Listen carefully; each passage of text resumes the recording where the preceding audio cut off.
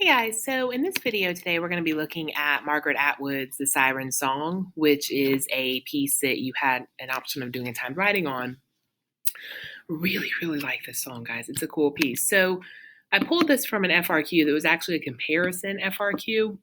And this year they asked students to write a comparison between Atwood's Siren Song and the original text of the Odyssey, where Odysseus, his ship runs past the sirens and he lashes himself to the ship to avoid being sucked into their call.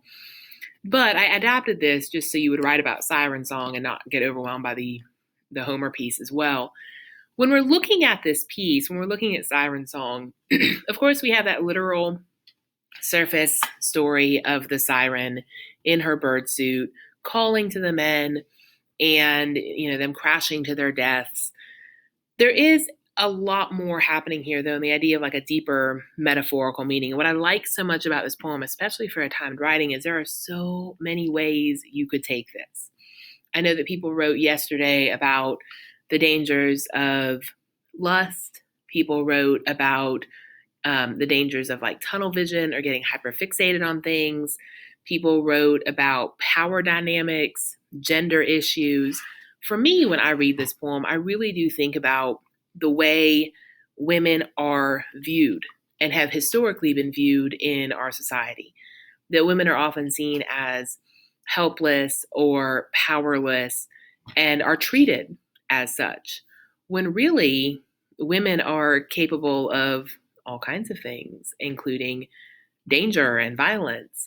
So I think for me, when I read this poem, I really do take a feminist reading of it, a gender reading of it, and I look at this beautiful, irresistible creature woman. She talks about her bird suit, sitting on an island, men coming to her because they think that she's, harmless, when in the end, not only does she lure men to their deaths, but she lures us in, right? This idea of like, come a little closer. Let me just tell you something. What I think is powerful here is those first three stanzas set the scene of this creature who is unhappy, right? People want to learn this song. People think it's irresistible. It forces men to do things. It's a song that nobody knows because the only person who's heard it and survived it is Odysseus, and that's where these stories come from and these legends come from. And I think in those first three stanzas, you start to feel a little sorry for her, right? We start to wonder, is there anything else to her? Is that all she does? And then we have this rhetorical question or kind of lingering question here where she says, shall I tell you the secret?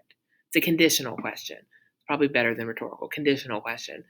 I'll tell you the secret, but if I do, you have to get me out of this bird suit, right? And in that moment, we're reminded, oh, that's right. These sirens were half bird, half woman.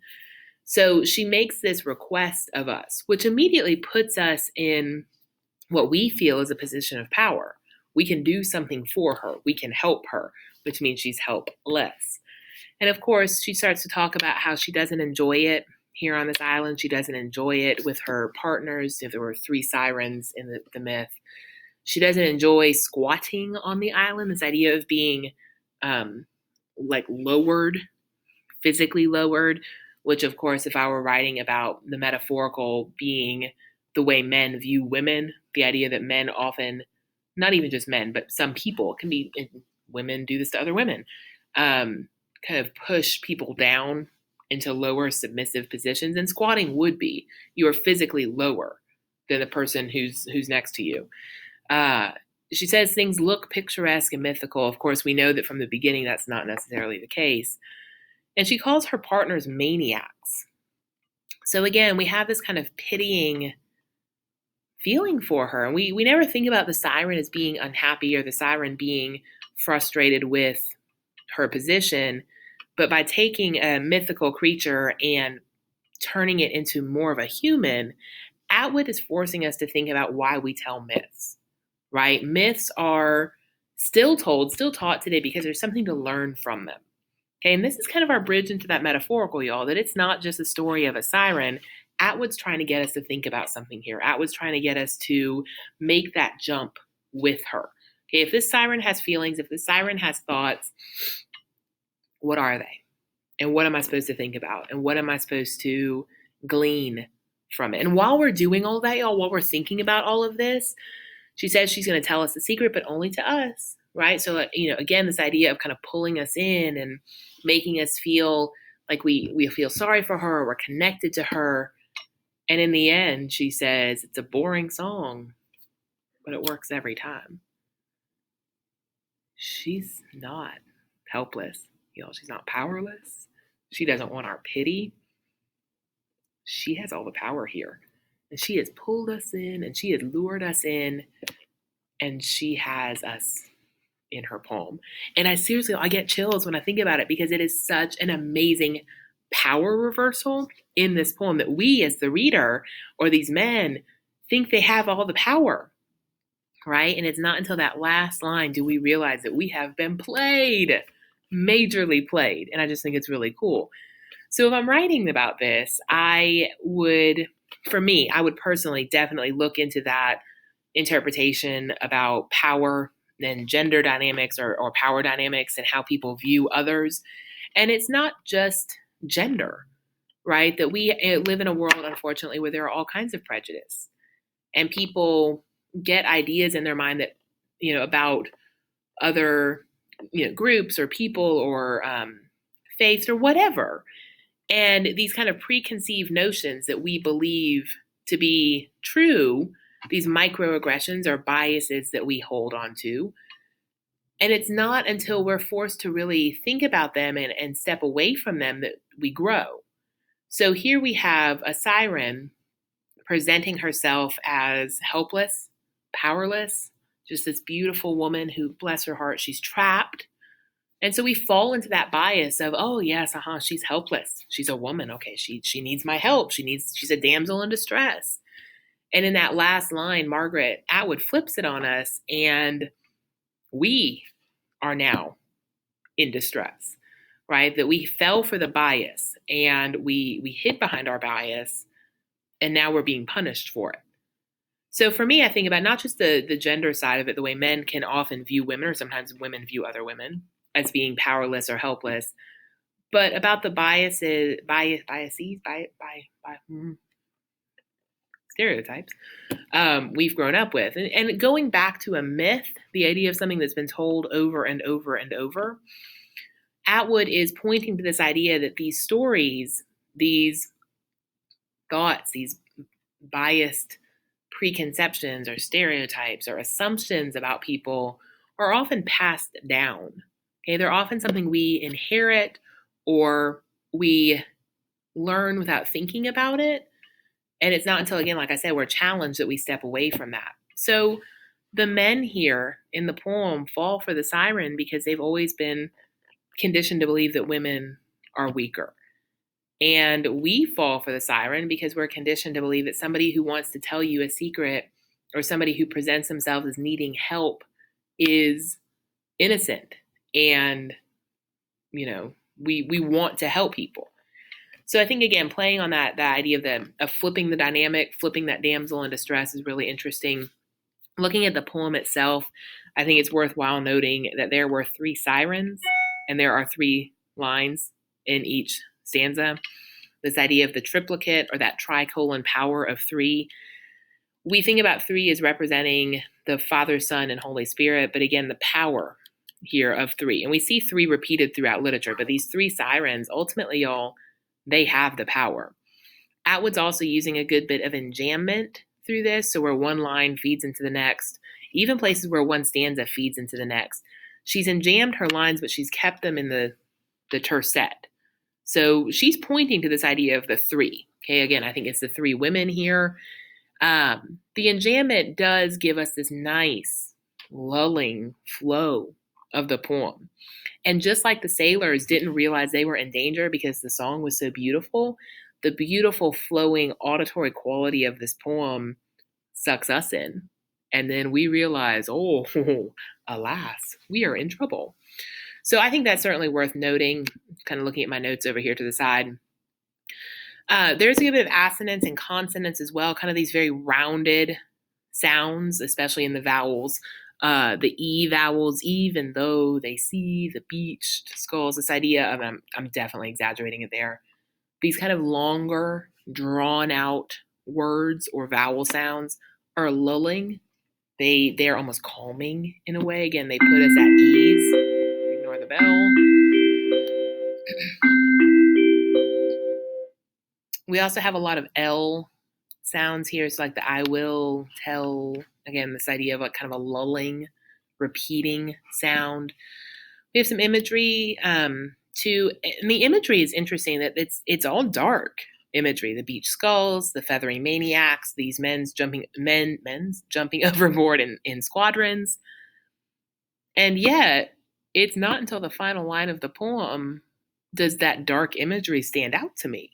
And again, think about it, y'all. Sometimes we ignore the warning signs until it's too late, until we're in danger, or until we have gone so far into a judgment or into, so I know somebody was writing about how this is about being hyper fixated on something. We ignore warning signs to get to our destination. And sometimes when we get to the destination, we're like, oh, this did not end the way I thought it was going to end. So looking back at the poem after we realize we've been trapped, there is, warning throughout this. The metaphor as well, the entire poem is an extended metaphor for this like supernatural theme that attracted the sailors. The second metaphor is this deceptive physical attraction. She's half bird, half woman, and yet incredibly attractive. So the metaphor here of the supernatural song, the metaphor of the song being enticing and then ultimately dangerous as well. And that metaphor of the song representing kind of our own judgment or our own preconceived ideas. So, there's a lot here, a lot you can work with. Okay, my notes here again. Okay, this was written in 1974, which I also think is interesting to note. We're talking about right at the beginning of the midst of the feminist movement. So again, this idea of not judging people based on their physical or based on their gender or based on whatever, because that preconceived idea will metaphorically be like the Siren Song. It may pull you in. It may lead you to a bad place or an incorrect assumption. There was something else I was going to mention, and now my brain is like, oh, my lights are turning off. Kind of dropping out. Let me see. Let me pull my notes up.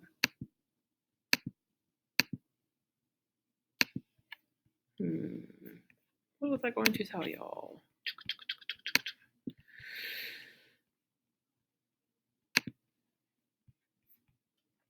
My computer is having so many problems.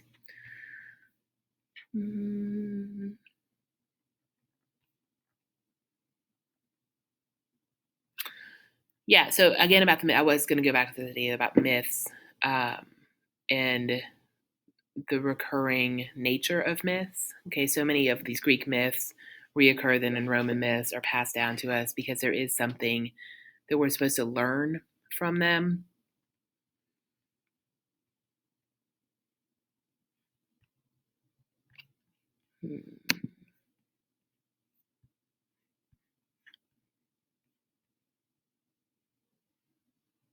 Oh, I remember what it was now. Okay, so sorry, the bird thing. That's an interesting point, and it's not something that comes up frequently. She talks about feathery, and she talks about the bird suit. This is a good example of how you can take an observation and jump it into the metaphorical. So we know that on the literal surface, the sirens are half bird, half woman, right? So there is that kind of literal reference. But then taking it into the metaphorical, if I'm thinking about my approach and I'm going to talk about how people view others, specifically if I was going to write about how men or other women tend to view women as helpless or powerless, often there are a lot of words that refer to women that are bird words, right? So like a broad or a chick. There's a lot of bird wording that goes with women.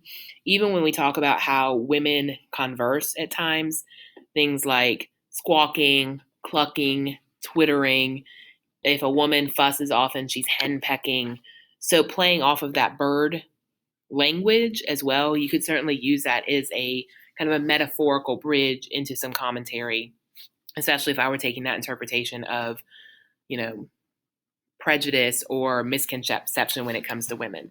But y'all, that's just one interpretation. Like I said, other people have written about all kinds of things. There's all kinds of different ways to take this. I think the big thing, the big takeaway though, is if you didn't write about illusion, you missed an avenue to explore the purpose of this illusion. If you didn't write about the power of the siren, that's something that you would probably want to rethink. And again, look back at structure. Look back at imagery, look back at language usage. Every time you notice something like that, though, try to tie it into your deeper metaphorical meaning.